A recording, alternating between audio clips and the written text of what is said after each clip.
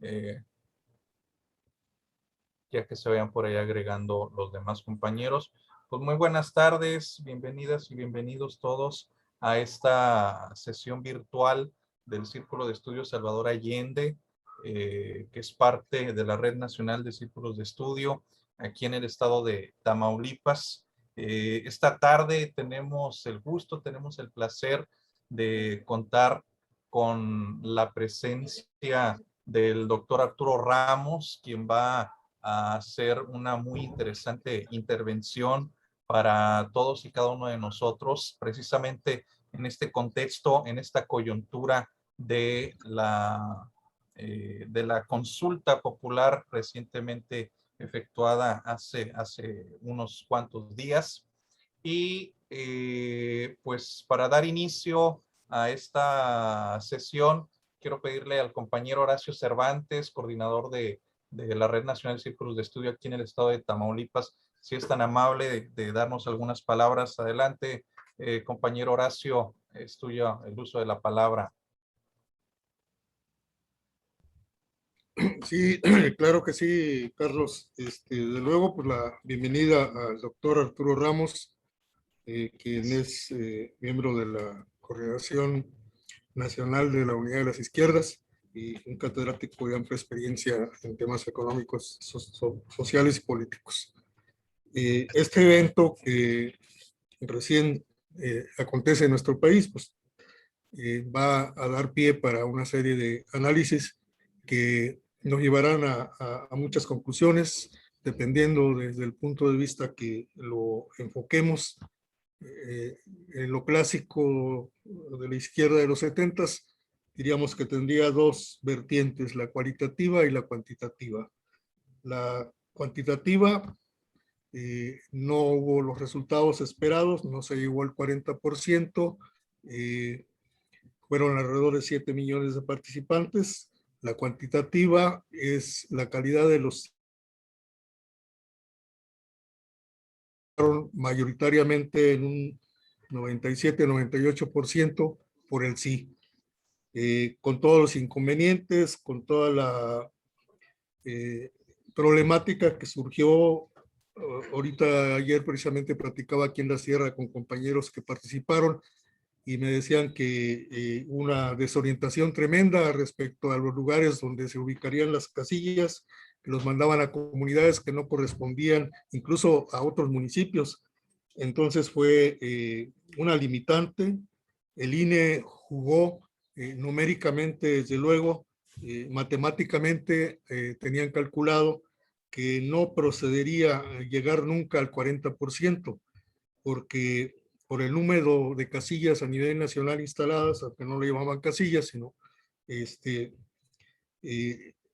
agrupaban de 3 a 4 secciones electorales con alrededor de 3,000, 2,800, 2,700 boletas, y esto implicaba que numéricamente en tiempos no se pudiera llegar a tener un porcentaje del 40%, porque la jornada era de 8 horas, en 10 a 8 horas podían votar alrededor de 600 ciudadanos.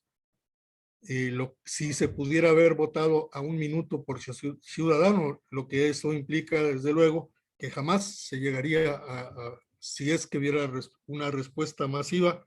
Entonces, existen múltiples factores. Ahorita leía por ahí una nota del Ejército Zapatista de Liberación Nacional, donde señalaba que habían ido a votar 756 comunidades, claro, con sus normas, con su estilo, con su estructura propia, pero la inmensa mayoría había votado por el sí. Un fenómeno que no se había visto en los últimos años, como una expresión de la izquierda con todos sus vaivenes que pudiéramos tener enfoque hacia este factor. También mencionaban, y aquí lo vimos también, Hidalgo es una zona, en una parte de la Huasteca, que aglutina grupos indígenas. Entonces, en este sentido, las boletas no fueron traducidas a los dialectos e idiomas originarios de los pueblos indígenas de nuestro país, lo que al votar pues, era un voto de alguna forma a ciegas. Entonces, diferentes elementos pues, nos indican que si bien fue la primera experiencia, porque como decía Rafael Barajas en Fisgón, si nos remontamos a los años 70, 80, 90 del siglo pasado, ni soñar que hubiéramos llegado a una consulta popular de este tipo, ¿no? Entonces se tendrán que valorar con el tiempo diferentes elementos que nos permitan vislumbrar qué perspectiva sigue para la consulta popular, considerando que muchos países tienen mucho menos porcentajes para llevar a cabo este tipo de iniciativas. Entonces, va a ser muy importante, muy aleccionador escuchar al doctor Arturo Ramos en su interpretación de este proceso y escucharemos con atención, desde luego, de antemano, pues con las gracias que nos acompañe en esta ocasión. Correcto, muy bien, pues muchas gracias, Horacio. Pues cabe hacer mención que estamos en este momento pues transmitiendo en vivo, incluso grabando esta sesión para su posterior, para posteriormente tenerla presente en las redes sociales del Círculo de Estudios Salvador Allende, Tamaulipas. Y pues precisamente antes de iniciar con nuestra sesión quisiera ceder también el uso de la palabra al coordinador de este círculo de estudios aquí en el estado, mi compañero Vladimir Castellanos. Adelante con algunas palabras por ahí antes de iniciar con la sesión. Adelante, por favor, Vladimir. Pues buenas tardes, Carlos, buenas tardes, Tere, buenas tardes, Arturo, buenas tardes, amigos, todos los que nos acompañan, Horacio. Pues bueno, es un gusto. En Salvador Allende hemos seguido trabajando. Somos una mezcla de la cuestión política y la cuestión de los círculos de estudio que son básicos. Van empatados una cosa con la otra para que esto pueda avanzar. El ejercicio que pasó ahorita de la consulta nos demuestra que debemos de ir de la mano. ¿Sí? No podemos dejar las dos cosas independientes, como lo marcaba nuestro estatuto. En algún momento está lo que corresponde a Morena, pero también le corresponde al Instituto de Formación Política. Podemos buscar muchos pretextos, ver muchas situaciones, podemos poner al INE, ¿sí? Y claro que jugó un papel importante en contra, pero también los medios de comunicación, muchísimos factores que impactaron en lo que salió en el resultado, en el pobre resultado de la encuesta. Pero la realidad es una, ¿sí? Y la más importante es la conciencia que tiene la gente, la conciencia política, social que tiene el pueblo mexicano, ¿sí?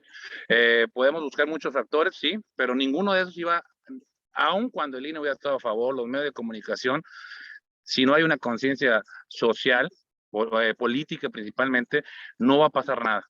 Por eso lo importante de los círculos de estudio, que empezar a tratar de cambiar el chip de la gente es bien difícil hacer. Se fue la señal. Si ahorita en una cuestión de encuesta, de elección regular, alcanzamos los 40 y tantos, o cuando nos va muy bien el 50 y tantos % del padrón, ahorita sin candidatos, sin recursos, sin movilización, sin las despensas, sin el pago, sin la coacción del voto que hacen todos los partidos, era casi imposible poder llegar a ese punto. Entonces, lo que necesitamos nosotros es poder trabajar con la gente, con la ciudadanía, en buscar, en cambiar ese chip, en concientizar, para que la gente hubiera salido a votar y que se reflejara el sentimiento popular. Puede ser que mucha gente hubiera estado a favor, y tanto así que el 97% de la gente que votó por el sí. Pero ¿qué pasó? ¿Qué pasó con el resto de la gente? Nada, fue el 7%. Bueno, nos faltó el 33% para haber podido lograr la meta. Entonces tenemos un gran reto, un gran trabajo para poder hacerlo en las colonias, bajarlo a nivel de calle, no dejarlo en café, no dejarlo en círculos pequeños. Lo que hemos tratado de hacer en Salvador Allende es masificar esto, ¿sí? Nosotros lo que hicimos, no nos fuimos a la plaza, no nos fuimos a lugares donde entregar un periódico, sino hicimos reuniones, ¿sí? Con nuestros comités en las colonias, ¿sí? Tuvimos más de 1,300 gentes que juntamos en pequeños grupos para platicar, ¿sí? Para platicar de la importancia de lo que era este ejercicio, ¿sí? Que donde era importante una democracia participativa, donde fuéramos tomados en cuenta, primera vez que un gobierno de la República toma en cuenta a la ciudadanía. Entonces yo creo que tenemos mucha labor que hacer, por eso yo soy de la idea, somos de la idea en Salvador Allende de masificar esto, no dejarlo nada más en grupos intelectuales, pequeñito de café o reuniones en casa, sino yo creo que la gente también entiende, pero necesitamos llevarles información hasta su casa para que empezar a abrir esas mentes, ¿sí? Entonces, es la invitación que le hacemos a todos, no sé, Arturo, Tere, Horacio, hemos tratado de hacer este ejercicio de una forma cotidiana. En Salvador Allende por semana tenemos 2, 3 reuniones diarias en las colonias, que nos sirve para fomentar nuestros comités para la cuestión electoral, pero también tener comités con una formación, con una conciencia política que nos ayude mañana que sean actores defensores, ¿sí? de la democracia. Me doy cuenta que muchos otros actores políticos o grupos políticos hacen comités. Los comités los hacen únicamente por una cuestión electorera, personal, y los abandonan. Entonces, ¿qué pasa?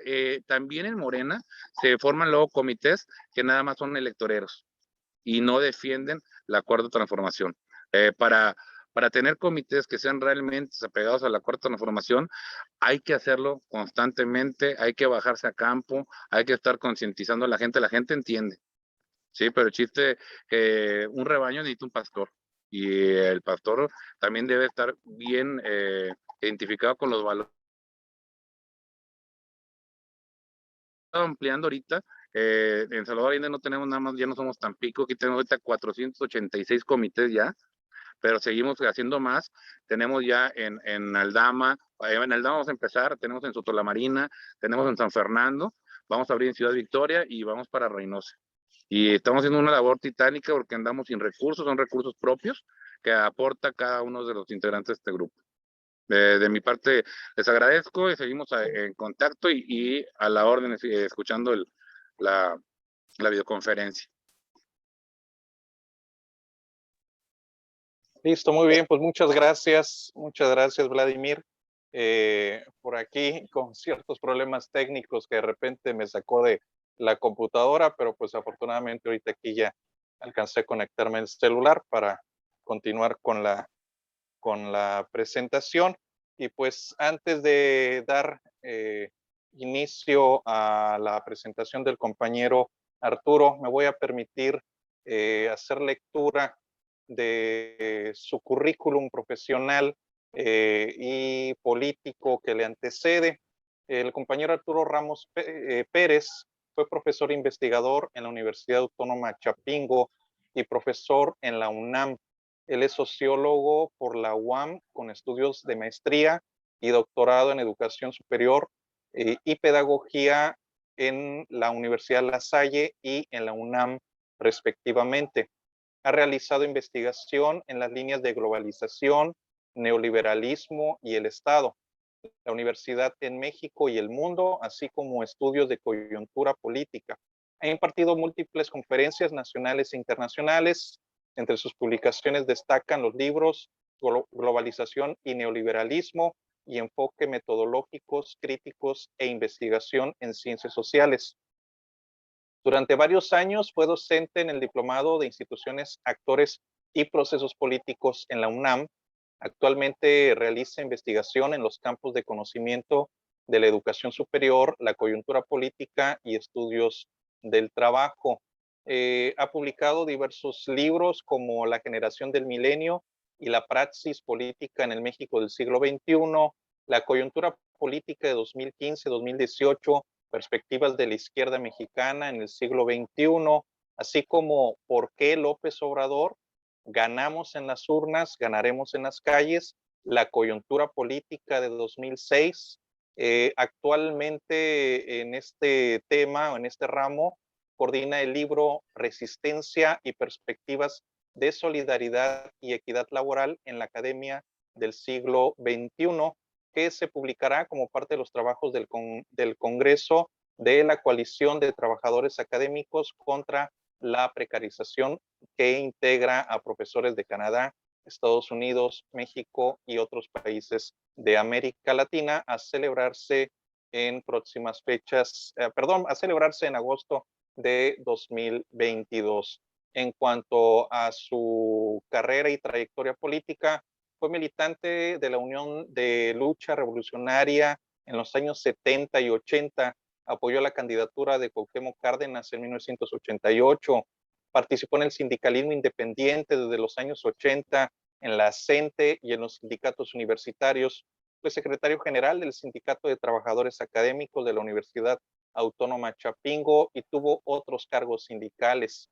Formó parte de las redes civiles de apoyo al EZLN y organizó la visita de los delegados zapatistas a la Facultad de Estudios Superiores Zacatlán, UNAM, y a las colonias populares de Naucalpan en la consulta de 1999 y en la Marcha del Color de la Tierra en 2000-2001, organización de la que se alejó desde el 2006 tras la manifestación sectarial de los zapatistas ante las coyunturas electorales del 2006, 2012 y 2018.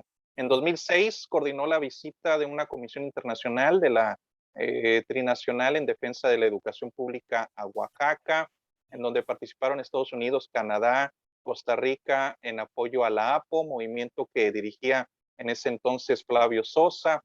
Fue parte de la coordinación de la sección mexicana de la Coalición Internacional en Defensa de la Educación Pública de 2002 a 2007. Formó parte activa de la Asociación Civil Cultural Trabajo y Democracia y con dicha organización participó en la defensa del ESME ante el golpe del gobierno de Calderón y en la protesta contra el desafuero que se quería imponer a López Obrador. Fue instructor de la Escuela de Cuadros Sindicales del ESME y ha dado cursos con organizaciones campesinas. En 2005 y 2006 promovió la candidatura de Andrés Manuel López Obrador en la Asamblea de las Izquierdas Socialistas, en el Frente Socialista y en el Diálogo Nacional, incluyendo el Movimiento Nacional Aquí Estamos. Fundador de Morena, partido del que fue delegado electo en el primer Congreso Estatal por el Estado de México y nacional en 2012 y 2018. Hizo campaña en apoyo a la candidatura de López Obrador, presentando más de 40 pláticas en comités de Morena y círculos de estudio, así como en sindicatos y universidades de varios estados de nuestro país, difundiendo los libros que en coautoría escribieron él y María Teresa Lechuga, aquí también presente con nosotros esta tarde, buscando incorporar a jóvenes al movimiento obradorista a través de la formación política. Actualmente participa en la coordinación de la Unidad de las Izquierdas y los comités de defensa de la 4T, en donde dirige el periódico Defensa 4T y coordina la revista Unidad Voces desde la Izquierda, revista trimestral que se difunde gratuitamente de forma digital. Da cursos y pláticas, todo ello de manera gratuita, de formación política, y pues en todo este antecedente que tenemos ya de nuestro ponente esta tarde, el doctor Arturo Ramos, pues cedo el uso, ahora sí, le cedo el uso de la palabra para que pues, nos dé su disertación sobre este importante tema, los difíciles pasos de la democracia participativa, la consulta popular y la conciencia ciudadana. Adelante, compañeros, es tuyo el uso de la palabra. Muy bien, muchas gracias por la invitación y muchas gracias por esa presentación que creo que es un poco excesiva, pero bueno, me halaga mucho que se mencionen algunas cosas que son parte de la vida de todo militante que ha tenido que enfrentar este régimen neoliberal a lo largo de su vida adulta, porque ha durado bastante. Y hemos dejado inclusive la juventud en esa lucha para reforzar otro tipo de juventud que es la espiritual. Muchas gracias por eso y espero que las ideas que voy a compartir con ustedes puedan significar algo que de alguna manera promueva que abundemos en la reflexión, en el debate, en el intercambio de ideas, en muchos sentidos. Creo que la consulta tiene mucho más que darnos que el evento que realizamos llenos de obstáculos el 1 de agosto y toda su planeación previa. Y por eso la exposición que voy a hacer, que se vea obligada siempre a tratar de ajustarse a tiempos limitados, a pesar de que algunos temas requerirían una atención más profunda, más amplia, pero que en el afán comunicativo voy a hacer que de alguna manera pueda dejar algunos elementos que auxilien en ese pensamiento crítico que estamos haciendo todos los que nos hemos comprometido con esta transformación que hoy adopta la forma de la 4T. Como van a ver en la exposición, voy a presentar algunas proyecciones.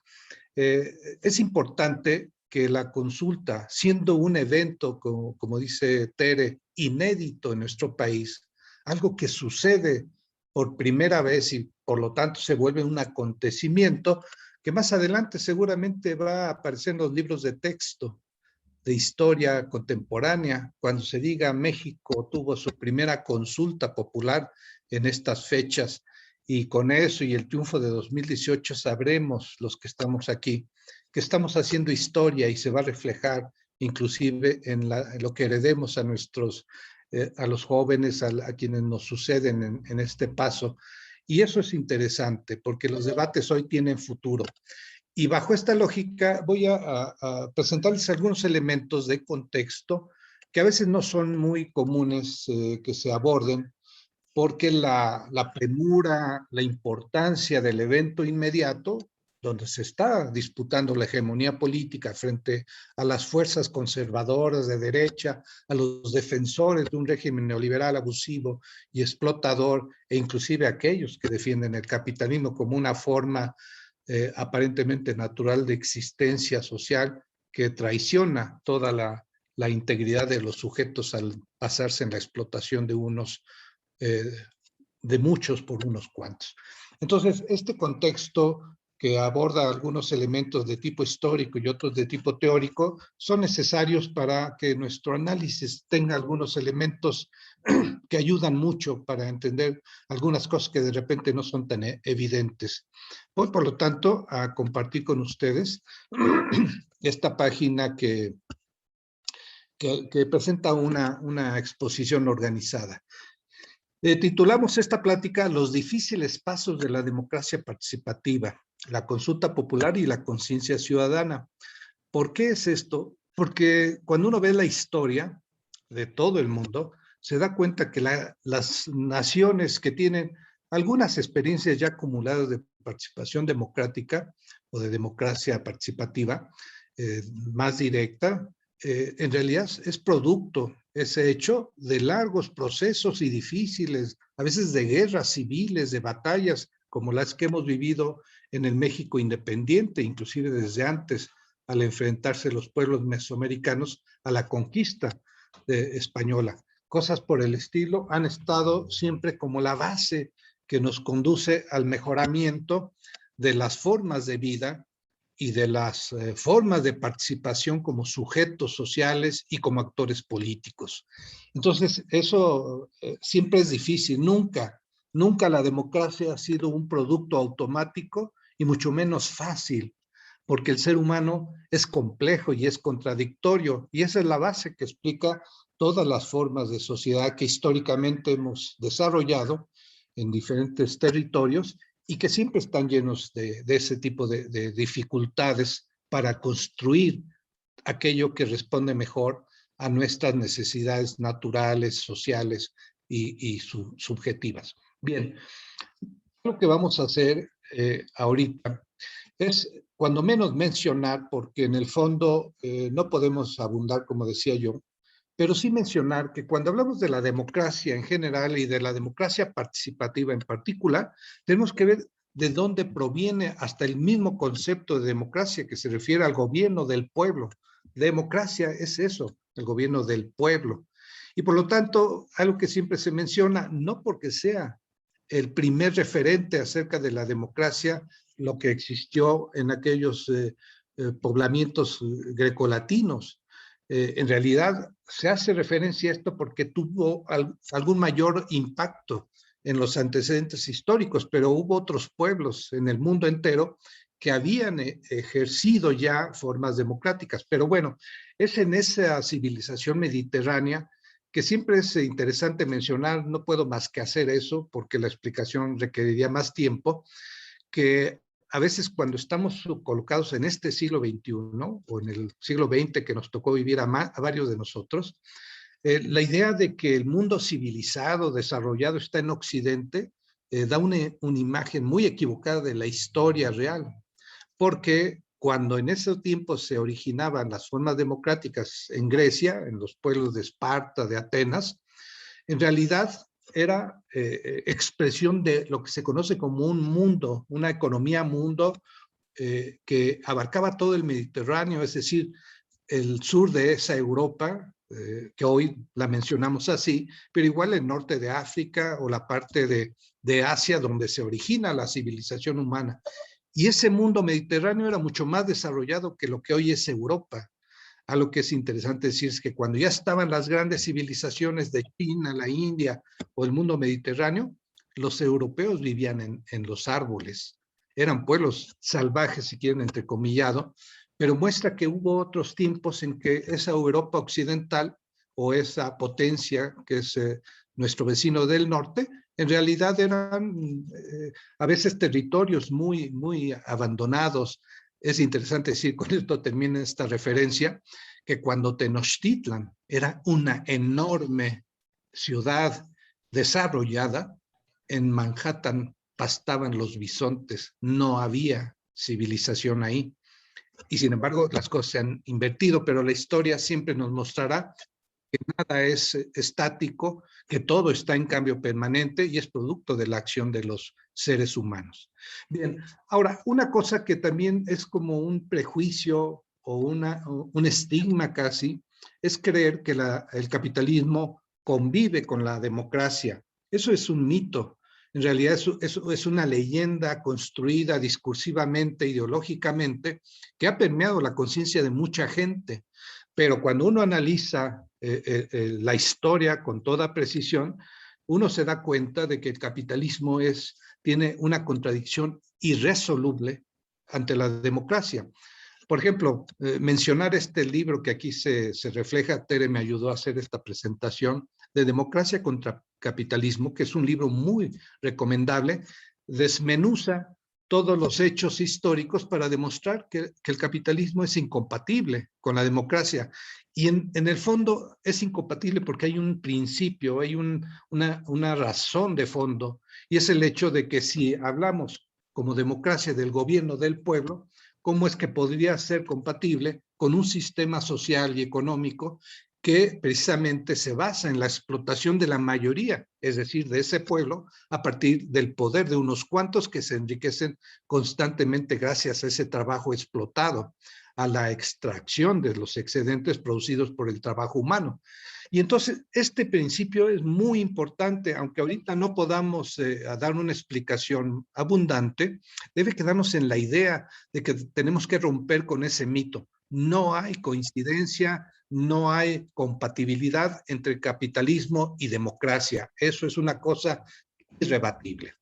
Ahora, sin embargo, hay una concepción de la democracia que ha sido propagada por el liberalismo, que es una corriente de pensamiento fundamental en la historia moderna, que precisamente ha hecho creer que la democracia tiene formas muy limitadas, puntuales, y que en efecto no contradicen la lógica, la racionalidad del capitalismo. Pero esta es una fabricación ideológica. Claro, no se les puede acusar a quienes se benefician de esa idea, es decir, a quienes de alguna manera se adaptan y se benefician de la forma capitalista de sociedad, de defender ideológicamente una justificación que haga que la gente acepte el orden establecido. Pero ¿por qué tenemos que ser muy precisos en esto? Porque muchas veces se hace creer que el liberalismo retomó el concepto de democracia y sus formas del mundo grecolatino, en particular de la experiencia griega. Y eso es completamente falso. Cuando uno ve la democracia griega, uno descubre que funcionaba a partir del reconocimiento del ciudadano que no era solamente aquel patricio que tenía esclavos, sino fundamentalmente el pequeño campesino que formaba la comunidad alrededor de esas formas democráticas y en efecto la asamblea, la designación mediante elección y mediante circulación de los cargos entre los propios ciudadanos. Y eso no se refleja en el concepto que va a desarrollar el liberalismo en el siglo XIX. Siempre habrá que decir que el liberalismo es de alguna manera el sistema ideológico que desarrolló el impulso que el capitalismo tuvo en las relaciones económicas fundamentalmente. Pero inclusive a tal grado es contradictorio el liberalismo que también, sin poder explicarlo del todo, pero el liberalismo no es un pensamiento homogéneo. Por ejemplo, algo que a mí me ha gustado rescatar de pensadores como Wallerstein es la idea de que en realidad son dos corrientes de pensamiento cuando nos referimos al liberalismo económico y cuando nos referimos al liberalismo social y político. Porque el primero precisamente lo que defiende es eso que se conoce como la mano invisible del mercado, es decir, la autonomía de los procesos económicos capitalistas sin la intervención del Estado. Es decir, que el mercado defina todo y por lo tanto los que son los poseedores del capital, de la mercancía y de la riqueza en general. En cambio, el liberalismo político y social sí va reconociendo la configuración del Estado moderno, que va a adoptar diferentes formas, en particular el Estado-nación, va a dar lugar a las naciones tal que como están constituidas desde hace 5 siglos aproximadamente, y entonces se va a ver obligado a reconocer algunos elementos como son la conciencia, la razón y sobre todo el ciudadano, como el poseedor del derecho soberano al ejercicio del poder del Estado, del gobierno. Esta división se refleja en muchos sentidos porque luego tiene que ver precisamente con estas formas, pero el liberalismo ha querido reducir la democracia a lo que es la democracia representativa o del directo de los ciudadanos en las definiciones políticas de una nación, de un Estado. Esto tiene, por un lado, un interés de ocultar una contradicción de fondo, pero bueno, también es cierto que responde a alguna realidad que de alguna manera tiene una connotación histórica y que se ajusta a las necesidades de las sociedades modernas, de las sociedades complejas. Voy a mencionar algunas cosas que igualmente habría la necesidad de ahondar en ellas, pero tengo que hacer este señalamiento de manera constante, porque de otra forma podría ser que algunas cosas quedaran en un nivel demasiado vago, demasiado superficial, pero finalmente ese es el intento. Y aquí hay una cosa que es interesante. La democracia, cuando menos, ha desarrollado 3 formas de proyección, de expresión, que es la democracia representativa, que todo el mundo conocemos, que está basada en las elecciones, en las formas republicanas, en la división de poderes, donde de alguna manera el elemento central es que un pueblo, una nación, elige a quienes son sus gobernantes, sus legisladores, etcétera, y de alguna manera se da el funcionamiento de una sociedad a partir de ello. Pero también están las formas de democracia participativa que no son para nada nuevas, que en realidad siempre han ido acompañando a la propia democracia representativa y que se refiere a esas formas de intervención directa, pero de manera, digamos, paralela o engarzadas con las formas de democracia representativa como las que vamos a atender el día de hoy. Y por supuesto también la democracia directa, que se refiere ahí sí a la toma de decisiones, vamos a decir, a mano alzada. Y uno diría, bueno, pero esto se aplica a pequeños grupos sociales. Sí, es cierto, a organizaciones pequeñas relativamente, como puede ser un sindicato, una comunidad o algo así, pero fíjense ustedes su importancia, que en países como Suiza, un país rico, desarrollado, todavía hay cantones, es decir, lugares donde las decisiones se toman a mano alzada en asamblea ciudadana. Por lo tanto, todas estas formas han sido parte del desarrollo de la democracia en los países de Occidente, de Oriente y de todo el mundo. Ahora, las formas de la democracia participativa, van a ver que son varias, más adelante voy a mencionar algunas, pero es interesante esta porque es la que hemos experimentado hace unas semanas, que es la consulta popular, y que también hemos en algún momento estado en contacto con los conceptos de plebiscito y referéndum. Hay que decir que en el fondo no hay diferencias sustanciales entre estas tres denominaciones. En realidad se refieren al mismo fenómeno y es precisamente hacer que la voz de la ciudadanía, de los sectores masivos que componen el pueblo, se manifiesten en aspectos o alrededor de alguna decisión particular. Obviamente un plebiscito no podría estar funcionando todos los días o todas las semanas, inclusive probablemente no todos los meses del año, porque agotaría las posibilidades de ese ejercicio, además de que tendrían dificultades de todo tipo, desde los costos materiales hasta una serie de complicaciones propias de una comunidad, de una sociedad compleja como las actuales.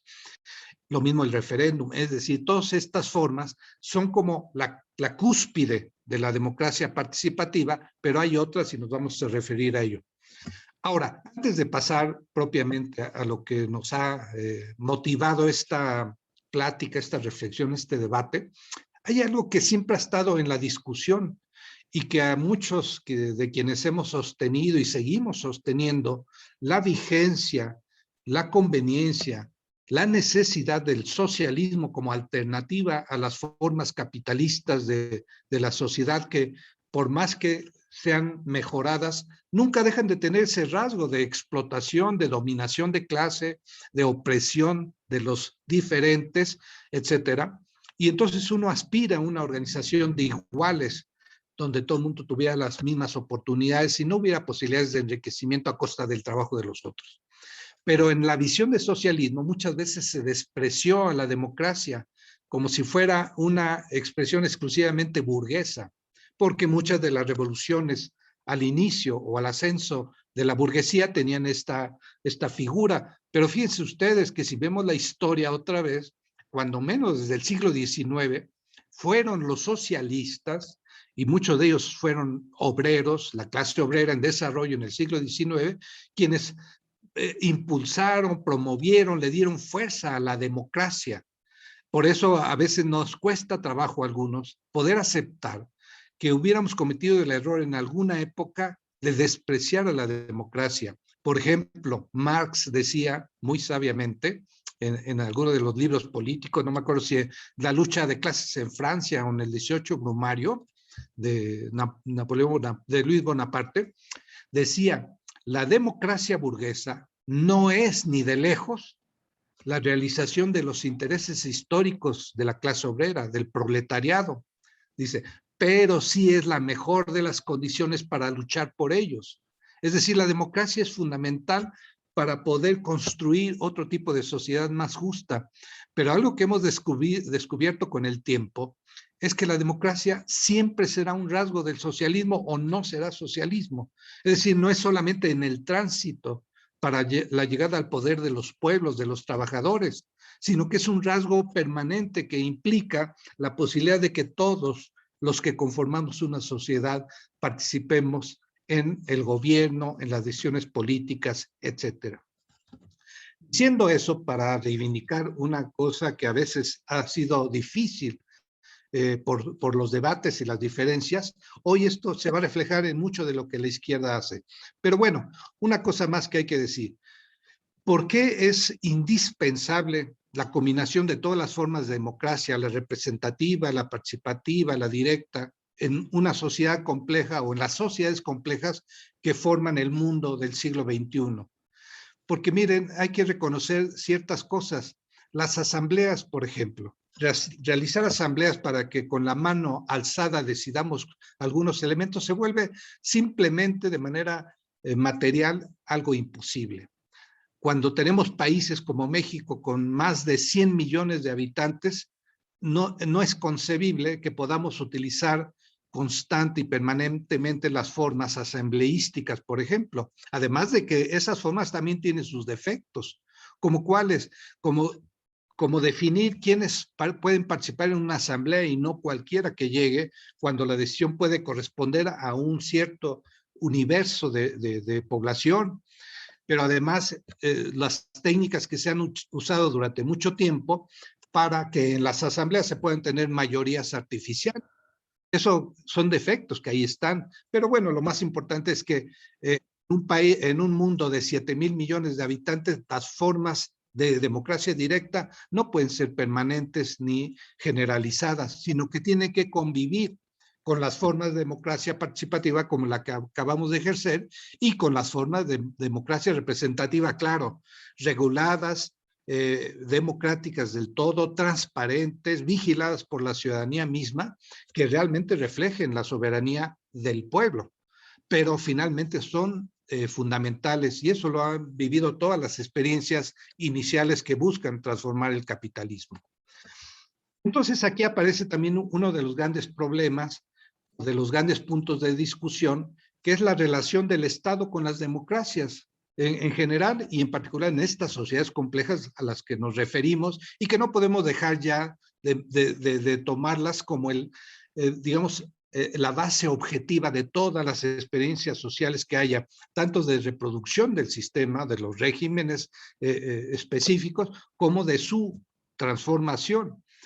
Porque finalmente el número de la población, pero además la diversidad que compone a este mundo, a esta población mundial, hace que tengamos que buscar formas eficientes que permitan la participación, la toma de decisión de la gente, pero que tome en cuenta esa diversidad, pluralidad, por ejemplo, que considere que si bien es importante que la mayoría tenga la decisión última, nunca abrume ni anule a las minorías porque reflejan parte de lo que somos. Eso parte de reconocer que el otro forma parte de nosotros, que una comunidad nunca es homogénea y que las minorías son fundamentales, por ejemplo.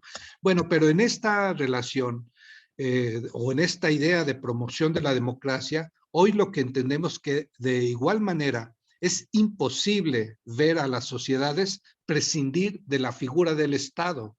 Este fue un debate y hasta la fecha persiste, donde, por ejemplo, el pensamiento anarquista o las corrientes anarquistas siguen sosteniendo que hay que desaparecer al Estado.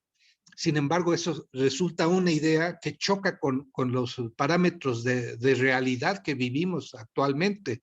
¿Cómo prescindir de una figura que organiza a estas sociedades complejas y que entonces piensa uno que espontáneamente y de manera natural los seres humanos nos vamos a poner de acuerdo y a lograr una convivencia pacífica, justa, incluyente, plural, respetuoso de las diferencias, etcétera? Cuando esto es evidente que hoy requiere de formas de organización política que logren acuerpar esa diferencia, esa diversidad en proyectos comunes, como es un proyecto nacional.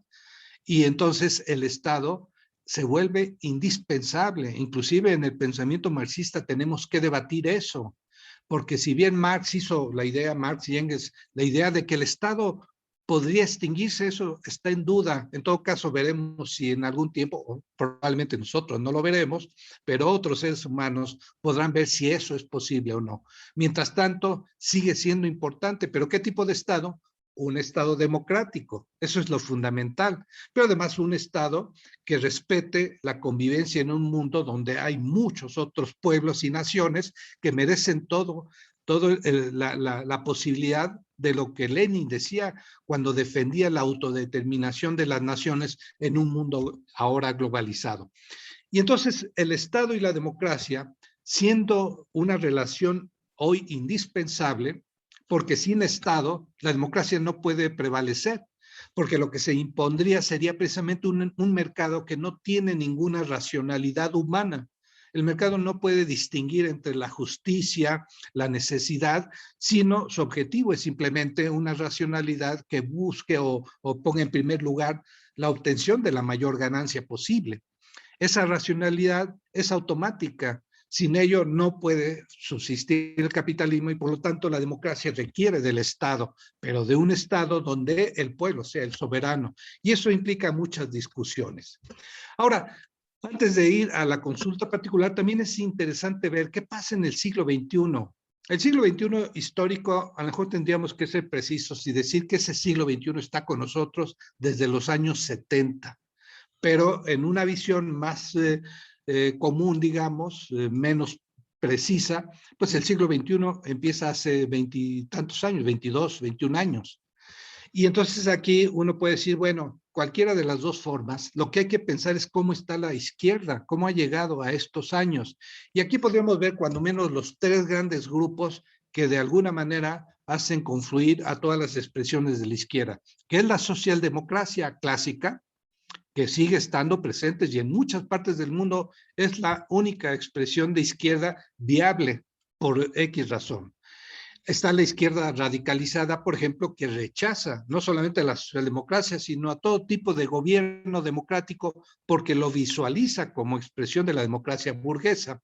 Y está la izquierda renovada, que de alguna manera es una segunda generación de lo que se conoció como la nueva izquierda en los años 70, que agrupa a todas esas vertientes del pensamiento socialista, pero también al feminismo, al ecologismo, a la reivindicación de los grupos indígenas y étnicos en general, y a toda una serie de cosas que están permeando el pensamiento de izquierda y los proyectos políticos de esa naturaleza.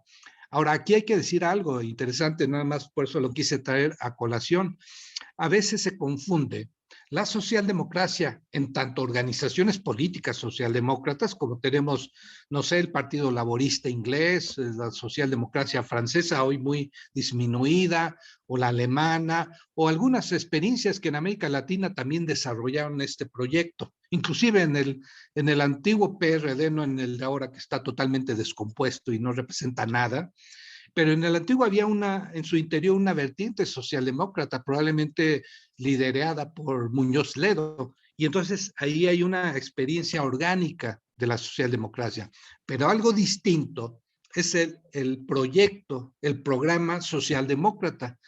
¿Por qué es distinto? Porque vamos a ver que la historia nos muestra que inclusive la izquierda radical, no la radicalizada, radical, digamos, los partidos comunistas o los partidos socialistas de antaño, a veces tuvieron que sostener y defender y aplicar programas socialdemócratas. Por ejemplo, la Revolución Rusa, es interesante decir que aunque era un partido comunista en ciernes, los bolcheviques, lo que se tenía era la aplicación de un programa, en el mejor de los casos, socialdemócrata, en el peor de los casos, un programa democrático burgués. Y eso no era porque lo eligieran, porque les gustara, sino porque las condiciones objetivas y la correlación de fuerzas era lo que permitía. Claro, no va a ser lo mismo empujar un programa socialdemócrata por una socialdemocracia rendida ante el poder del capital que por una izquierda que realmente represente a los intereses del pueblo y de los trabajadores. Y eso es interesante porque los gobiernos democráticos que hemos tenido en varios sentidos ha hecho esto, no defender un programa radical inaplicable sin condiciones objetivas para ello, sino programas socialdemócratas, pero que al ser empujados por sectores populares y por proyectos de izquierda más radicales, se convierte en otra cosa. Dicho esto, pensando que esa izquierda renovada es donde entra Morena, donde entra el Partido Podemos en España, el Movimiento al Socialismo, el MAS de Bolivia, el PSUV de Venezuela, el PT de Brasil, etcétera, para tener una idea. Ahora, hay que decir que hubo muchas experiencias en los últimos 20, 25 años de democracia participativa y directa de ambas. Por ejemplo, el movimiento Occupy en Estados Unidos, el movimiento de los indignados de España, el 5M, que dio lugar al Partido Podemos, los partidos movimientos, de los cuales un ejemplo es Morena, que no son partidos con las estructuras y las formas del pasado, son partidos, movimiento que vinculan esas dos expresiones. Yo les podría asegurar que si hiciéramos un sondeo entre todos los que estamos aquí y otros que no están aquí, pero que conocemos, muchos se sentirían parte clara del partido como militantes, disciplinados, etcétera, y otros serían parte de un movimiento más amplio que rebasa al propio partido, e inclusive habría todavía más ampliamente una ciudadanía que simpatiza con el proyecto de la 4T y con Andrés Manuel, que no están en el partido. Bueno, también es cierto que a esto corresponden las estrategias de movilización social ligadas a la participación electoral y los triunfos electorales. Esa estrategia ha sido la base de muchas de estas expresiones de la democracia participativa, sobre todo en América Latina, con casos como el de Venezuela, Bolivia y México, o las formas de resistencia civil que siempre han estado también ahí. Ahora, estos gobiernos progresistas de América Latina, ¿cómo han ejercido la democracia participativa? De muchas formas que algunos días todavía nos falta a nosotros poner en práctica.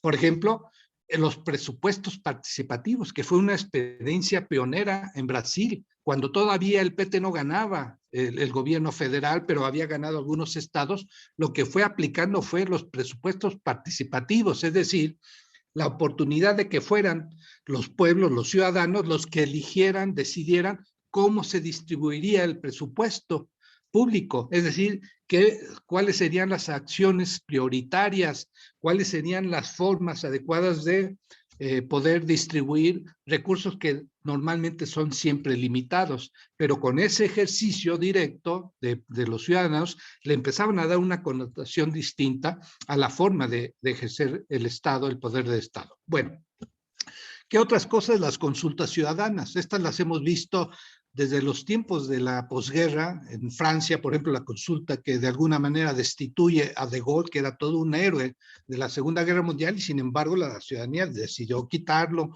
o la consulta para aceptar si persistía Pinochet y sus formas autoritarias, dictatoriales en Chile o no. ¿Se acuerdan quizás algunos de ellos de ese famoso debate entre sí o no? Fue una consulta histórica y así ha habido muchas otras.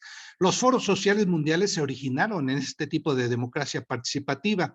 Desafortunadamente, cuando las posturas más radicalizadas lo que exigieron fue alejar a los partidos progresistas, a los gobiernos progresistas, pues fue decayendo hasta convertirse en algo muy limitado, a pesar de que muchos de nosotros participamos en esos foros, pues su origen fue la democracia participativa. Igualmente sucedió con los plebiscitos de revocación de mandato, que tampoco es el primero en el mundo, como sí va a ser el primero que tengamos en México el próximo año, y se vuelve fundamental como una más de las experiencias. Y otra de las muy importantes formas de democracia participativa ha sido la creación de nuevas constituciones a partir de procesos de renovar las estructuras republicanas a partir de la decisión de los pueblos, que siempre debería de estar al alcance. Es más, la Constitución de los Estados Unidos mexicanos establece la facultad del pueblo para siempre modificar, cuando lo considere conveniente y necesario, esa estructura de gobierno, de poder, esas formas del Estado. Nada más que nadie habla de ello, pero estos países han vivido, el país como Bolivia, como Ecuador, como algunos otros de manera más parcial, que han precisamente vivido estos procesos constituyentes que le otorga la calidad a los ciudadanos de electores de sus representantes para construir un nuevo marco constitucional. Eso es un cambio radical y lo hemos contemplado en América Latina, y se convierte en un antecedente que en algún momento nosotros podremos poner en juego, quizás no en este momento, pero más adelante sí. Ahora, ¿qué relación tiene? Y eso, por ejemplo, me dio gusto que lo mencionó Vladimir cuando hablaba de la importancia de la conciencia ciudadana, de la conciencia política del pueblo de México. Esto ha sido una línea fundamental en las experiencias de los gobiernos progresistas de América Latina en este siglo XXI, porque en efecto no es posible llevar a cabo transformaciones de este nivel, de este calado, si no es a partir de una ciudadanía, de un pueblo que se organiza políticamente, porque precisamente de alguna manera da saltos en la conciencia, saltos cuantitativos y cualitativos. Yo insistiré más de una vez o cuantas veces sea indispensable que las elecciones de 2018 no podemos decir que fueron fruto del hartazgo del pueblo mexicano, no porque no estuvieran hartos, por supuesto que lo estaban, pero ese es un estado emocional que se diluye rápidamente y eso no sostiene una transformación como la que tenemos en marcha en estos momentos. Lo que tuvimos fue un salto también cualitativo que habla de un pueblo que se politizó en un proceso largo, no fue de la noche a la mañana. Inclusive muchos creen que este cambio en la votación, que logró 30 millones de votos, es producto casi de los últimos 2 años o un año, o la campaña de Andrés Manuel en 2018, y no es así, es producto de muchos. Por eso es que muchos de nosotros, que venimos cuando menos en la lucha del 68, por ser un parteaguas, de alguna manera es fruto de ese esfuerzo. Mucha gente dejó su vida en el camino y no podemos hoy despreciar como fuente de todas las transformaciones que hoy vivimos a esas luchas. Hay que tener la capacidad de reivindicar este triunfo como nuestro. Pusimos por primera vez a uno de nosotros en el gobierno y por lo tanto estamos disputando la hegemonía política. Pero la conciencia ciudadana, que es conciencia política, porque hay que recordar que política, polis, es la propia sociedad, la propia ciudadanía. Entonces, la conciencia política es la capacidad de responsabilizarnos de la vida pública, de hacerla nuestra y tomar las decisiones, no que otros la tomen por nosotros.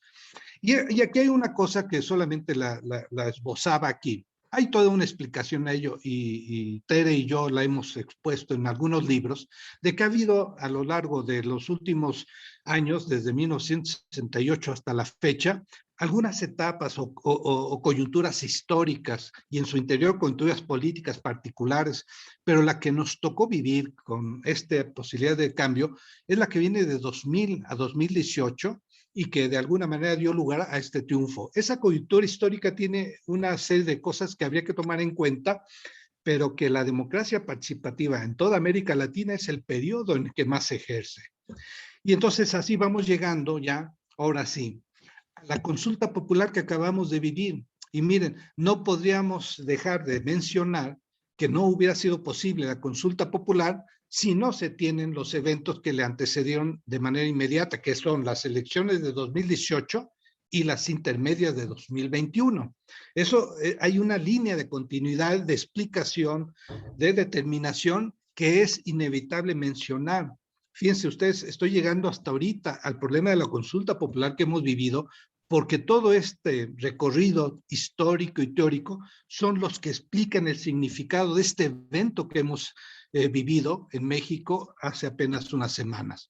Pero entonces las elecciones de 2018 reflejaron ese cúmulo de antecedentes que yo decía que venían de cuando menos de 1968 y que se tradujo en que tomáramos el aparato de Estado y por lo tanto empezamos a construir un poder distinto.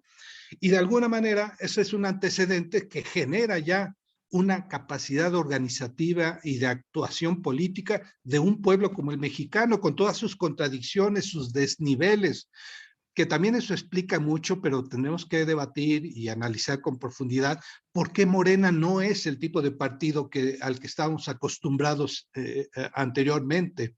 Es un partido movimiento, es un partido que a veces le falta consistencia, a lo mejor porque es imposible que la tenga, pero eso en todo caso lo discutiremos. Lo cierto es que en 2018 Morena logró concretar esta posibilidad y dar lugar a un gobierno, no solamente ocupando el poder ejecutivo, sino también la mayoría del poder legislativo.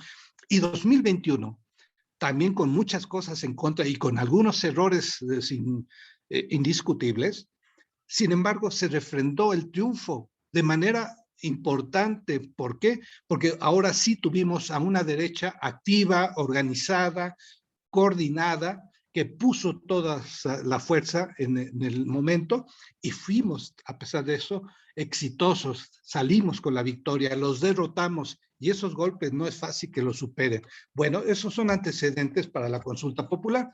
Antes de ir a los resultados, a los obstáculos, que todo el mundo los conocemos, pero hay que mencionarlos, hay que decir que Andrés Manuel, respecto al enjuiciamiento de los expedientes, tenía una concepción muy clara que algunos de nosotros estuvimos de acuerdo con ella. Por ejemplo, no era conveniente políticamente al llegar promover o encabezar una política, una medida, una estrategia de enjuiciar a los presidentes, porque eso además de que polarizaba y hacía que los enemigos se juntaran, y esa es una cosa que nunca debemos permitir, la forma es que tenemos siempre que dividir al enemigo, tenemos que neutralizar algunos sectores de la burguesía, a otros tenemos inclusive que convertirlos en aliados, aún con concesiones limitadas, y otros son definitivamente enemigos imposibles de acercarse a ellos.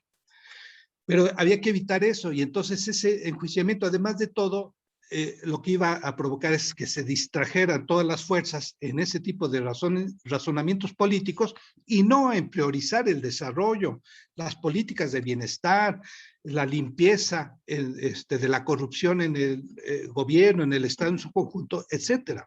Y entonces fue un inicio de estrategia, pero no quiere decir que no buscaría en su momento de alguna forma este tipo de medidas porque son importantes para que el pueblo se reivindique en la justicia frente a aquellos que los han saqueado, les han impuesto medidas al margen de la democracia, etcétera. Y entonces esto hizo que la consulta tuviera un significado histórico, político, cultural de primer nivel, porque aquí es un significado histórico porque es la primera vez que lo hacemos. Es político porque empieza a convertir la democracia en una práctica que va más allá de la elección de nuestros gobernantes, sino es ya la vigilancia de lo que hacen esos representantes, es la participación en la toma de decisiones, es privilegiar o priorizar algunas cosas por encima de otras. Y en este caso fue manifestarse, conociendo algo fundamental. Quizás lo más importante no es que se les enjuiciara o no, sino que se les condenara moralmente, porque eso alimenta la conciencia de la gente. La gente hoy, después de esta consulta, quedó con muchos resultados. Pero antes, rápidamente, ¿a qué obstáculos nos enfrentamos? Todo el mundo lo sabe. Campañas mediáticas que funcionan no solamente en la propagación de desinformación, de bots, todo eso, sino también haciendo el vacío a un ejercicio democrático que se supone que todo el mundo tendría que reivindicar. Esa campaña fue abrumadora, se están agotando los recursos de esas formas o esas estrategias de lo que se conoce como los golpes blandos de las guerras de cuarta generación. Hubo un sabotaje evidente del INE, pero eso lo evidenció y Andrés Manuel hoy ha tenido la oportunidad de estar constantemente señalando ello y eso va a ser algo positivo, pero estuvo presente. Una confusión causada en la pregunta por la intervención de la Suprema Corte de Justicia de la Nación, que sabemos también ahí se expresa todavía el conservadurismo en ese poder. Una falta de interés de la ciudadanía en el objetivo específico y aquí hay que ser muy sensibles. Nosotros, los que promovimos la recolección de firmas y la consulta misma, a veces tenemos en la conciencia el significado que nos representa, por ejemplo, enjuiciar a esos pillos, a esos que son causantes de la pobreza, del sufrimiento, de la violencia en nuestro país. Pero hay muchos ciudadanos que no tienen ese interés, quizás porque están más orientados a los beneficios que se están creando en esta 4T. A lo mejor les interesan más las becas de los jóvenes que estudian o de aquellos que pueden ejercer la práctica profesional o de oficios en el trabajo recibiendo una beca, o los que siembran esta reforestación que es espectacular a nivel mundial, como es todo lo de Sembrando Vida, o todos esos programas de bienestar están más orientados a eso que a este tipo de problemáticas. Hay que ser sensibles y no juzgarlos porque son insensibles ante algo que nos parece fundamental, porque a lo mejor en ese desinterés hay una mayor comprensión de una realidad que rebasa los tintes meramente políticos. Bueno, y también hubo una falta de comprensión de su significado en relación con la democracia participativa, y esta es una tarea central de nosotros. Tenemos que explicar, comunicar, debatir sobre esta importancia. Ha sido un evento histórico y tenemos ahora que convertirlo en el principio de muchas otras cosas, no en el punto de llegada.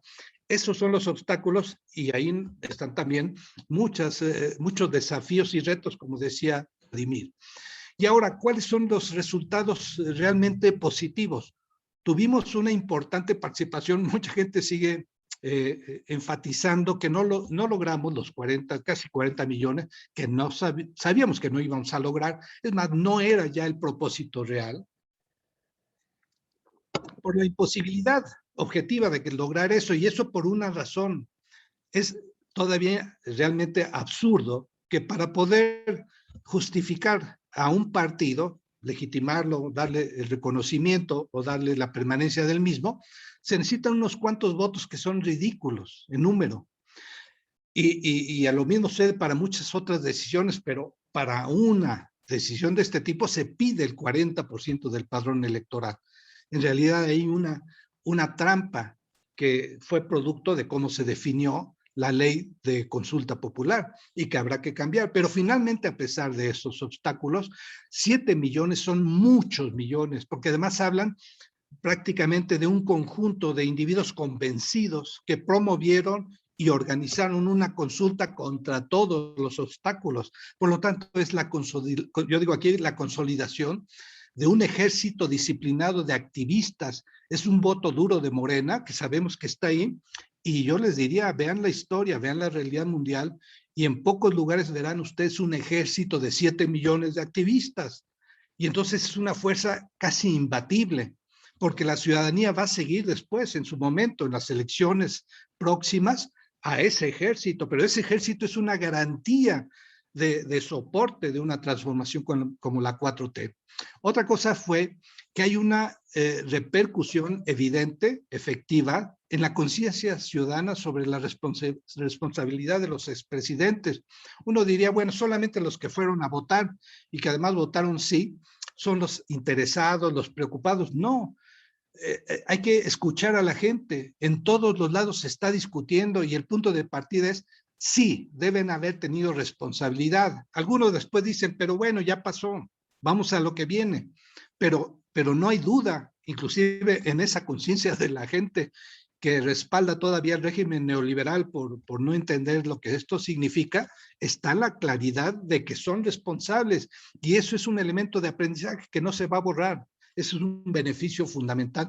Hay otra cosa que a mí me parece de lo más importante. Hoy la politización de las familias y los individuos es mucho mayor que hace unos años.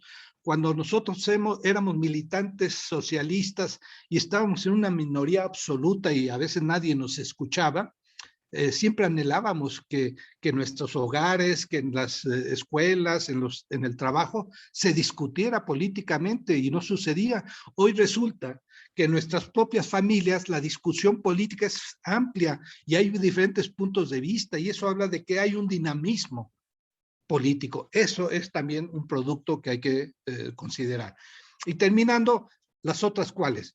El INE y el mismo Tribunal Electoral han sido cuestionados constantemente por Andrés Manuel y por toda la izquierda que señala precisamente la falta de autonomía no existe, es todo un cuerpo dedicado a contrarrestar esta transformación, pero había que ponerle en evidencia una y otra vez.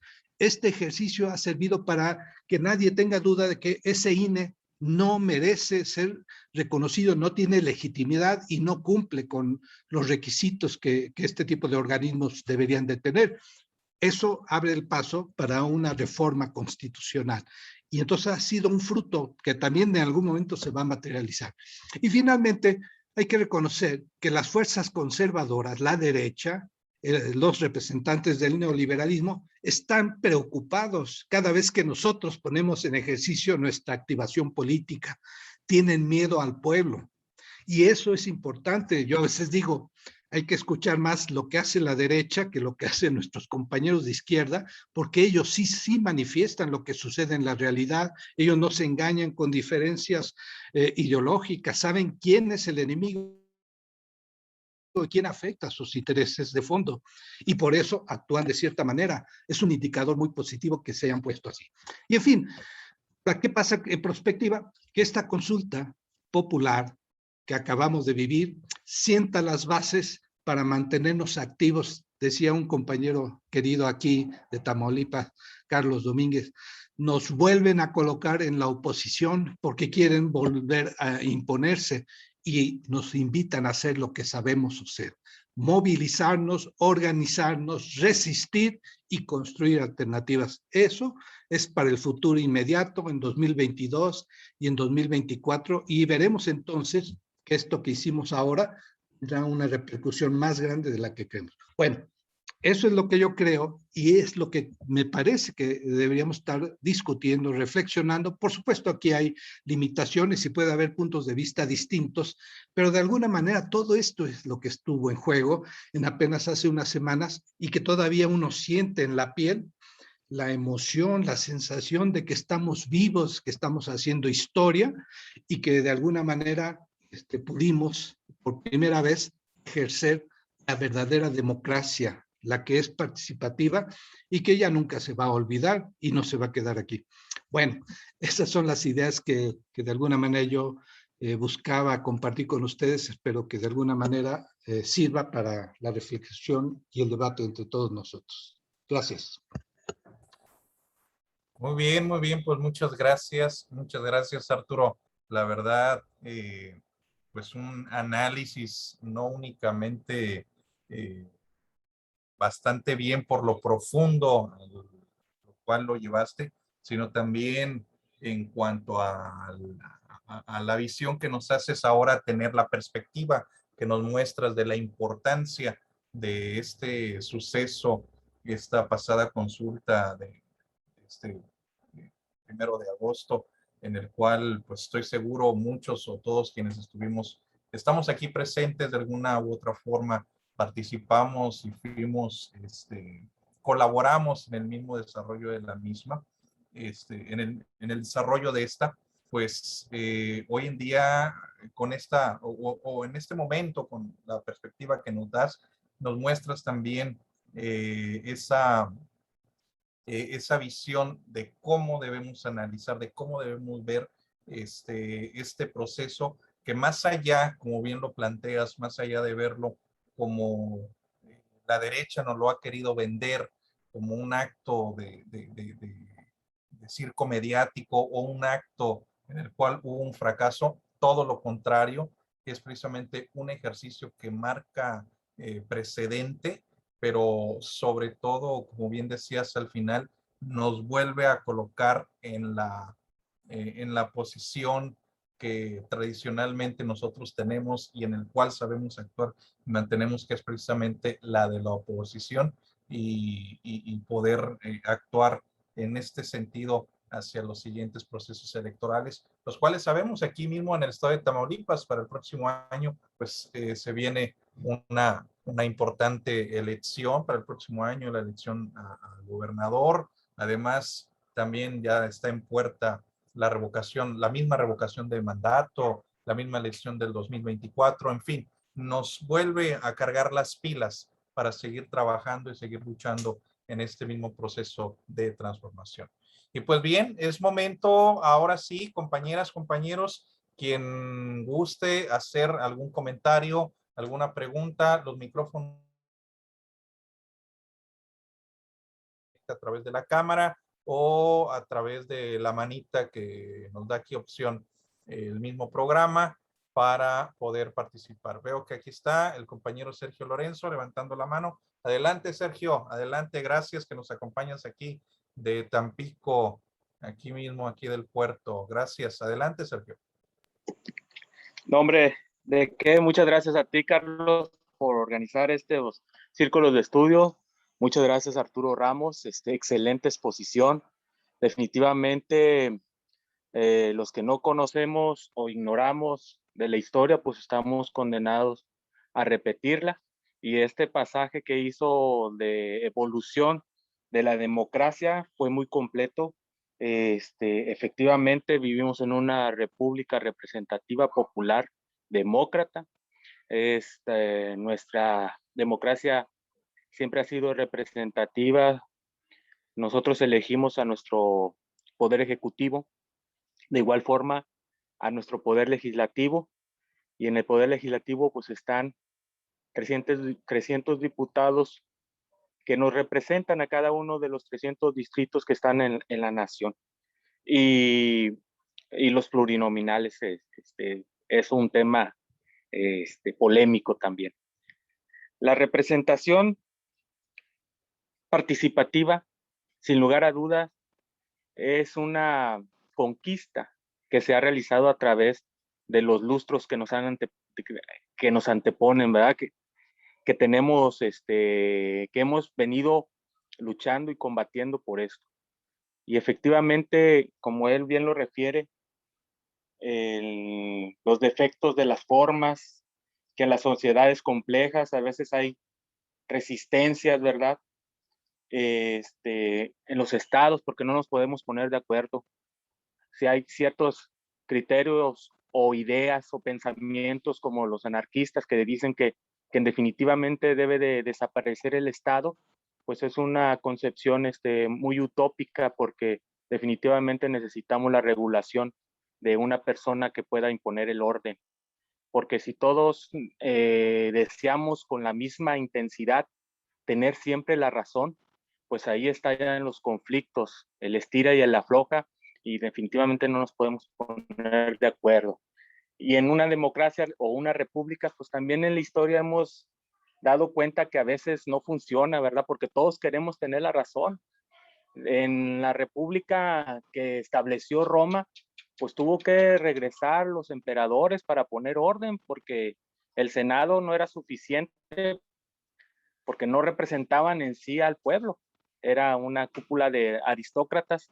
De igual manera, cuando se estalló la Revolución Francesa, pues se radicalizó el movimiento con un terror, ¿verdad?, que impuso los partidarios de Robespierre, y tuvo que venir o la imposición o el control por parte de Napoleón para poner orden.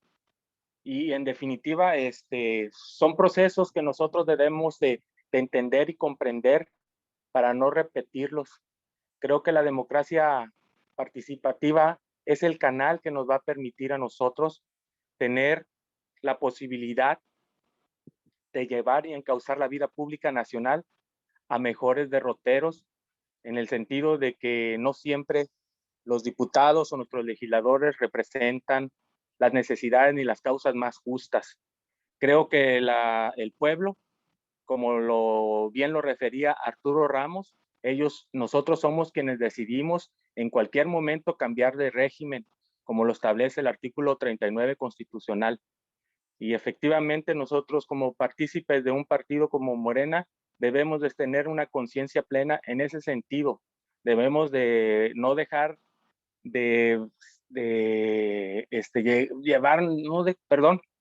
no dejarnos llevar por la vanidad ni la egolotría, sino saber, como lo hace el presidente, ir al pueblo, escuchar al pueblo. Él lo hace recorriendo 2,400 municipios. Nosotros bien lo podemos hacer empezando por nuestro núcleo familiar y posteriormente con nuestros vecinos, nuestros barrios, saber qué necesitan, escucharlos y saber qué es las exigencias más prioritarias que tiene la nación, y de esa manera, pues, ser el partido de la esperanza. El de la esperanza porque sabemos la necesidad y sabemos qué es lo que quiere el pueblo, y en eso debemos de basar nosotros nuestras fundamentales tareas. Definitivamente estoy muy de acuerdo con lo que dice Arturo Ramos. Este ejercicio dejó muchas experiencias, hubo un boicot, se violentó el artículo 34 constitucional, en el sentido de que esta consulta popular bien pudo haberse realizado el día 2 de junio, el día de la elección, y sin lugar a dudas se hubiera alcanzado el propósito del 40%. Pero también la ley general de la consulta popular debe de reformarse, en el sentido de que 40% es exagerada la participación que se requiere para que sea vinculatoria, puesto que en la historia hemos visto que las participaciones en las elecciones intermedias pues no alcanzan ni el 40%. Entonces, en las elecciones donde hay cargo de presidente o de ejecutivo, pues sí podría rebasarlo, pero hay que hacer alguna reforma. Saludos a todos, buenas noches, ya no para no extenderme más, Buenas noches y otra vez felicitaciones a todos. Gracias. Muchas gracias, muchas gracias. Antes, pues hacer mención, que estamos muy complacidos aquí en el Círculo de Estudios Salvador Allende, pues de contar con la presencia de compañeros de los otros círculos también pertenecientes al grupo de Salvador Allende. Por aquí están con nosotros compañeros de Ciudad Victoria, de Altamira, incluso por ahí algunos que nos acompañan del municipio de Yera, de Aldama. También por aquí tenemos la presencia de algunos de los compañeros que pues han también participado de alguna forma y sido parte de todo este proceso en el cual el día de hoy estamos discutiendo, estamos conversando en torno a esta pasada consulta. Pues bien, sigue el micrófono abierto por si alguien más desea hacer uso de la palabra. ¿Algún comentario? Porque a final de cuentas, pues es bastante importante también esta retroalimentación que incluso no únicamente hacemos hacia el compañero Arturo, sino entre nosotros mismos y por qué no también reconocerlo al interior de cada uno de nosotros al participar, al hablar, al dar nuestras reflexiones sobre esta plática que acabamos de escuchar. Compañero Horacio, adelante. Adelante, veo que tienes por ahí la manita levantada. Adelante, compañero. Sí, no, desde luego coincido con Lorenzo y con Arturo, pues desde luego es muy importante el análisis, la reflexión, porque este proceso pues, es inédito en las últimas décadas en nuestro país, y en el caso particular de los círculos de estudio de formación política del Instituto de Morena, es parte de su labor cotidiana el implementar el debate, el análisis, más allá de un tema coyuntural. En este caso, aun cuando es coyuntural, es todo un proceso histórico que nos ha hecho Arturo y que muchos compañeros de Morena seguramente más adelante que se reproduzcan, dado que esto está siendo grabado, va a ser de mucha importancia para el fortalecimiento de los militantes de Morena, que de alguna forma es necesario ampliar la formación política como una necesidad histórica de cualquier partido, y en particular el nuestro, pues es muy importante que las bases tengan un nivel de concientización, de politización, que permita entender los procesos que se van dando y cómo va esta dinámica dentro de lo que coloquialmente llamamos la cuarta transformación. Muchos elementos de la cuarta transformación tienen que ver con este cambio de democracia que está iniciándose. Sabemos que por delante hay grandes tareas. Si viéramos 2 o 3 factores, como por ejemplo, el país está en pañales, está por hacerse, es una gran tarea de los centros de la clase trabajadora que arriben a un proceso de democracia. El 98% de en este momento el ejercicio de una democracia directa, de una democracia participativa. Entonces es una gran tarea para nosotros continuar con este ciclo de conferencias con temas de coyuntura que permitan fortalecer de fondo el nivel político de la militancia. Y pues muy agradecido que nos haya hecho el favor Arturo de compartirnos su experiencia, sus puntos de vista, y desde luego al Círculo de Salvador Allende, que continuamente está estableciendo la pauta para llevar este tipo de análisis con diferentes temas hacia el interior del Estado. Gracias. A ti al contrario, Horacio, al contrario, muchas gracias.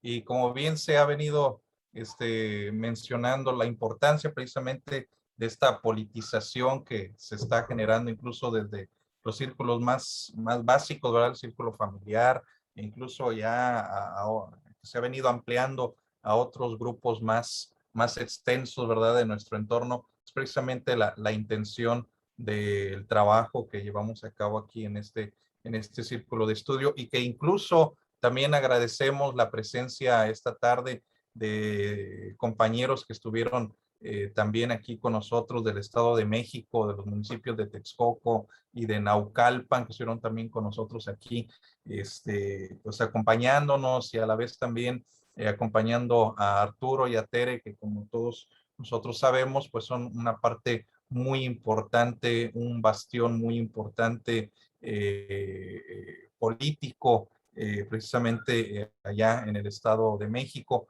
y que pues ahora tenemos nosotros el orgullo y el gusto también de poder conversar y el tenerlo cerca acá en el estado de Tamaulipas.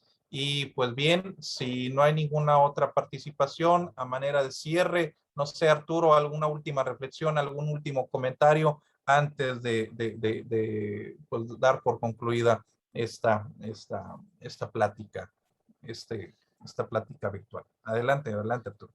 Sí, bien, antes que nada es volver a agradecer y de manera muy sincera, espero que se den cuenta de ello, de esta oportunidad que siempre es enriquecedora de compartir este tipo de ideas que son producto por supuesto, sí, del estudio, que es una actividad que yo siempre insistiré, es fundamental en todos los activistas de izquierda, y vamos a decirlo de una manera, es la obligación de todo revolucionario.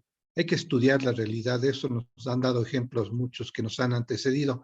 Y aquí lo estamos compartiendo todos los participantes.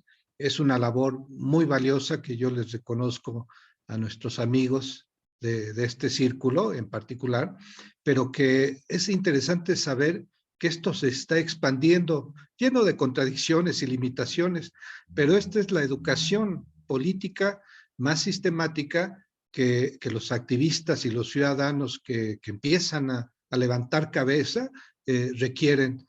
Entonces, me congratulo de esta invitación, de esta oportunidad de haber participado con ustedes, y como siempre queda en estos casos, por supuesto confío en que no sea la última vez, sino que podamos otra vez encontrarnos en estas experiencias, donde estoy seguro todo el mundo aprendemos, y aunque parezca cliché, yo les aseguro que a mí también me ayuda mucho, no solamente con lo que escuché y que es muy interesante, aunque sean pocos compañeros los que hablaron, sino porque el ejercicio de exponer, de compartir, me obliga a mí a estar haciendo esfuerzos de recuperación de todo lo que he aprendido de muchos compañeros a lo largo de las décadas ya en que he participado políticamente. Entonces, me da mucho gusto, salgo con mucha satisfacción, y dejo siempre el deseo de que sigamos en esta línea todos participando cada vez más y abriendo nuevos espacios con mucha gente que nos rodea y que está esperando de estos activistas que cumplan con sus obligaciones políticas y éticas. Entonces, muchas gracias, Carlos, y muchas gracias, Horacio, y a todos los compañeros por haber tenido la paciencia de escucharme. Nuevamente, al contrario, no al contrario, a ti, Arturo, al contrario a ti, Arturo. Y pues bien, pues si no hay más. Solicito la palabra. Adelante, adelante, adelante, compañero José Durán. También veo aquí la compañera Laura levantó la mano. A ver, adelante, adelante, compañero Sí. Durán. Gracias. Bueno, yo desde luego comparto las hipótesis, las explicaciones y la visión de los resultados de la consulta del pasado domingo que ha planteado Arturo. He compartido con él durante muchos años los análisis políticos de la izquierda en nuestra realidad, y solo quisiera señalar que un punto fundamental que me parece habría que profundizar es que la democracia participativa tiene que construirse cotidianamente. No es un asunto de campañas coyunturales o de hablar del proceso del 2018 para acá como si fuera algo que nos permitiera de procesos nuevos de organización y de consolidación de la participación. Nuestra organización tiene 25 años trabajando en Tamaulipas. Hemos dado luchas muy importantes por la tierra. Construimos los últimos ejidos que se dotaron en el municipio de Soto la Marina. Hemos dado procesos de lucha muy fuerte por la apropiación del proceso productivo, por las demandas económicas de la gente en el proceso de producción, de comercialización. Y creemos que con todos estos procesos de lucha económica hemos ido avanzando en la educación política, en la formación política de nuestros compañeros. Y hoy vemos que a partir de la elección del 6 de junio, ha habido una respuesta muy satisfactoria en Tamaulipas en torno al rechazo, ya no solo de los gobiernos priistas que prácticamente están sepultados en la historia reciente de Tamaulipas, sino también a los gobiernos azules que actualmente han querido manipular y aprovechar su hegemonía para lucrar con los recursos del Estado y los recursos naturales de la entidad. Este proceso que nos hace esperar que haya un despertar mucho más profundo para que el próximo año se lleve a cabo la lucha por una gobernatura más democrática, popular en Tamaulipas, digamos que no se corresponde con el resultado final que se obtuvo en la consulta. Votaron 178,254 ciudadanos en Tamaulipas, que es un porcentaje muy pequeño, 2.69% de su padrón, pero significativamente de esos 178,000, 174,000 votaron por el sí. Es decir, hay una participación cuantitativa que ya explicó Arturo por qué se mantuvo en niveles tan bajos, pero significativamente hay una participación cualitativa extraordinariamente contundente de la gente que participó. Es más del 90% de la gente pronunciándose por el sí. Es decir, hay más de o casi 200,000 ciudadanos en Tamaulipas con plena conciencia de su situación histórica y de las necesidades de las tareas de transformación. Eso habla de que hay un proceso cualitativo muy relevante de educación política en el Estado. Sin embargo, pues es absolutamente evidente también que es necesario hacer un trabajo cada día más permanente y cotidiano en la entidad para que se pueda hablar de una consolidación real de la educación política y de la visión democrática de los tamaulipecos. Y yo creo que estos círculos de estudio y estas visiones que ha expresado Arturo, si las masificamos, si las ponemos a disposición de todos los compañeros en esta entidad, abonará sin duda a una mayor conciencia, que es lo que hoy pueda dar una batalla contundente por la gubernatura en el Estado. Muchas gracias. Al contrario, compañero Durán, al contrario, José Durán, y pues gracias también a ti por estarnos acompañando desde allá, desde Texcoco, en el Estado de México. Gracias, y pues estás también cordialmente a seguir participando en las siguientes actividades, las próximas actividades y pláticas que seguiremos llevando a cabo aquí en este círculo de estudios acá en Tamaulipas. Aquí mismo en el chat, antes de ir cerrando, nomás nos aclara la compañera Laura que era aplauso, no era pedir el uso de la palabra, pero igual, muchas gracias también, sé que estás por ahí desde el Estado de México acompañándonos, gracias también por tu presencia.